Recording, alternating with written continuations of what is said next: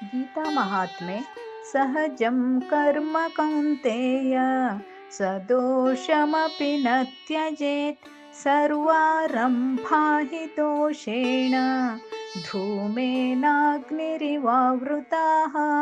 ಪ್ರತಿಯೊಬ್ಬ ವ್ಯಕ್ತಿಯು ತನ್ನ ಸ್ವಭಾವ ಸಹಜವಾದ ಕರ್ತವ್ಯವನ್ನು ದೋಷಗಳಿದ್ದರೂ ತ್ಯಜಿಸಬಾರದು.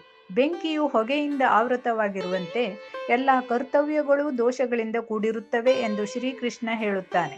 ಸಹಜಂ ಕರ್ಮ ಎಂದರೆ ಹುಟ್ಟಿನಿಂದಲೇ ನಮ್ಮ ಜೊತೆಯಲ್ಲಿಯೇ ಬಂದಿರುವ ಕರ್ಮ.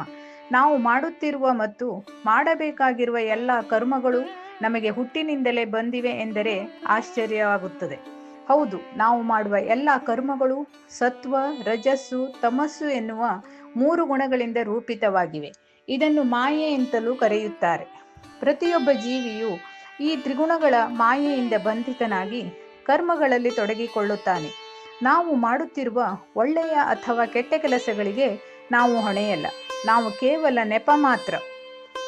ಆ ಮಾಯೆಯೇ ನಮ್ಮಿಂದ ಎಲ್ಲ ರೀತಿಯ ಒಳ್ಳೆಯ ಅಥವಾ ಕೆಟ್ಟ ಕೆಲಸಗಳನ್ನು ಮಾಡಿಸುತ್ತದೆ. ಪ್ರತಿಯೊಂದು ಕರ್ಮವು ದೋಷದಿಂದ ಕೂಡಿದೆ. ತುಂಬ ಒಳ್ಳೆಯ ಕೆಲಸ ಮಾಡಿದರೆ ಪುಣ್ಯದ ಸುಖ ಅನುಭವಿಸಲು ಹುಟ್ಟಬೇಕು ಮತ್ತು ಪಾಪದ ಕೆಲಸ ಮಾಡಿದರೆ ಪಾಪದ ದುಃಖ ಅನುಭವಿಸಲು ಮತ್ತೆ ಹುಟ್ಟಬೇಕು. ಪುಣ್ಯವಾಗಲಿ ಪಾಪವಾಗಲಿ ಪುನರ್ಜನ್ಮಕ್ಕೆ ಕಾರಣವಾಗುವುದರಿಂದ ದೋಷಯುಕ್ತವೇ ಆಗಿವೆ.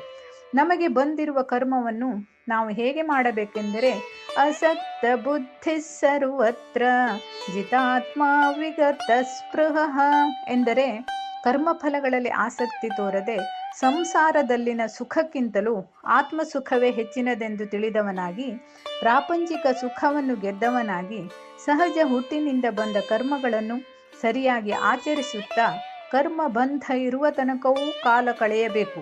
ಇದೇ ಜೀವನ್ಮುಕ್ತಿಗೆ ದಾರಿ ಎಂಬುದು ಪರಮಾತ್ಮನ ಹಿತನುಡಿ. ಹರಿ ಓಂ.